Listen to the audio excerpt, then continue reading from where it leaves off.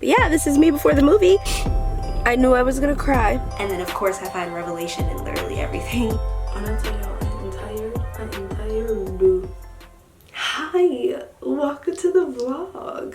Don't mind me, I look a hot mess right now, but hi guys, how are ya? Welcome in, welcome in. Today is Vlogmas day 18. That means we only have 6 more Vlogmas videos left. I can do 6 more videos. 7 more Vlogmas videos. I can do 7 videos. That's crazy to think. I was very intimidated when I said I was gonna do Vlogmas. I was scared that I wasn't gonna be able to do the whole thing, but we are trucking. We are going through. I've had so much fun making these videos, so yeah, I'm excited to finish it on out. I'm proud of myself. Welcome to today's vlog. I hope everyone is doing well. It is December 16th and it's about 1:30. I have been doing absolutely nothing but just resting. I woke up this morning, I read my devotional, and then after I read my devotional, I edited Vlogmas day 17 and uploaded that, so that'll go up tomorrow. And then I took a nap. But I am going to get ready because I'm going on a movie date with myself. I have no contenders as of right now. There is a movie out called Eternity and it looks really good. It's a comedy, but I think it's going to make me cry. It's about a girl. She passes away at the same time or around the same time that her current husband passes away. And when she meets in heaven, she runs into her first husband who unfortunately passed away, and then she remarried and she has to decide on which husband she wants to spend eternity with, which is a crazy concept to think about. I would love to break down the theology behind that and do my biblical research because I'm a nerd that way and see how accurate a situation like that would be. Obviously, you can only research so much, but I'm just a nerd. Anyways, the concept is very complex and I think it creates and sparks conversation. And I love that about films. And so, let's get ready. Anyways, welcome to today's vlog. We made it to the movies. Okay, quick question before I go in there. Are you the type of person to go to the movies on time? Like, like you you show up early, you get your snacks, you sit down, and the movie says it's gonna start at 2:35 and you are in your seat at 2:20? Or are you, the movie starts at 2:35 and the movie starts at 2:35 and you're in your seat at 2:50? Because I'm the second option. Unless it's a Disney movie and I care about seeing their upcoming projects, I don't want to be to the movies early. I don't want to be to the movies on time. I don't care about the trailers. I really don't. I used to. Now I don't. Anyways, I did get here early today though. It's 2:28. So I guess I'll head in there and get my snacks and stuff. But yeah, this is me before the movie. I'll see you after. Just get one of these. Look at this. It is a Banshee popcorn container. Hi. Can I please do a small popcorn? Yes, please. These ones are not that bad in price.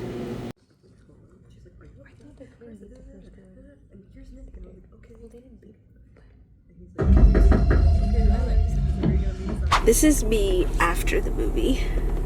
Oh gosh, I look like I've been crying. I knew I was gonna cry. I did not know I was gonna cry that much. That movie was phenomenal. From a film nerd standpoint, I mean, that was directed beautifully. The musical score for that movie, phenomenal. Like, everyone did so good. It was funny, it was witty, and it was romantic, and it was heartbreaking, but in the most realistic ways. Oh my gosh. Phenomenal movie. And that's all I'm gonna say about it.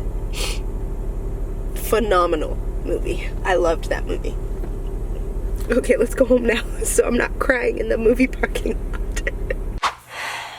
I am home. It's been a couple of hours since I saw the movie. I had to really decompress, man. I went on an emotional roller coaster. On one hand, I was appreciating the cinematic value that the film brought, and then I always go down a rabbit hole of who directed it, who produced it, the hands that went into a project like that, and then finding out that the director, over the span of 4 years that it took to make that film, right after and in the middle of the release of the film, finding out that he had a tumor the size of an apple in his brain, and finding comfort in the afterlife because of this film and the perspective that he gained from creating this film. And so him putting his perspective on what eternity meant after having this concept for the film, it was very interesting. It was a great article. And so on one hand, I'm thinking of it thematically from that viewpoint.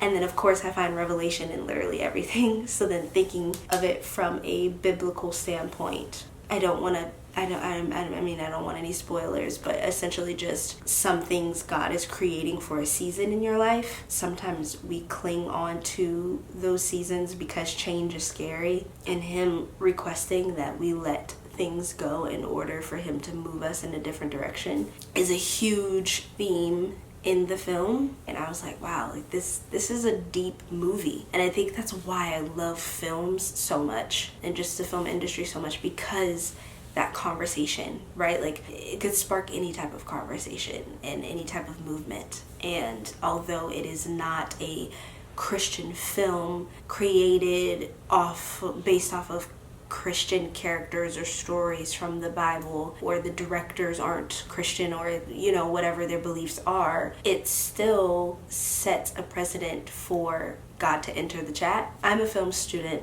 I have a love for film, producing, creating stories, and wanting to contribute to an industry and to projects that move people in the way that the film moved me today. It's something that I desire so much, but I struggle with it because, then you have these ideas that like, oh, is that pleasing God? If I'm not making a film specifically about Christian themes, or if I'm not screaming to everyone like, make sure you repent, if I'm not doing that, is that really my passion? Am I following what God has for me, or am I following what I want for myself? And I think that piece came over me today in knowing that everything that I do, as long as I keep God at the center, I'm doing it with him. He will show up in those spaces through me. If I am on a film about a rom-com or whatever the case may be, the internal work that I do and the connection that I build with God will show up in those spaces and